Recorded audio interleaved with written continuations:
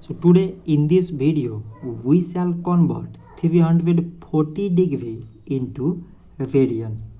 So in a straight line or in a semicircle, the sum of angles is 180 degree and it is equal to pi radian.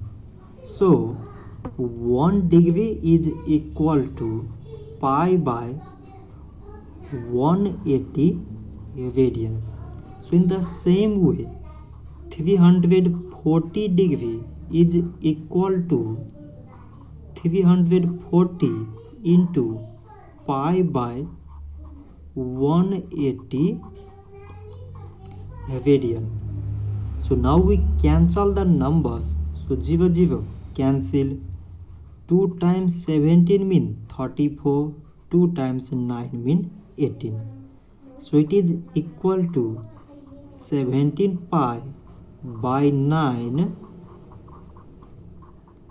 radian.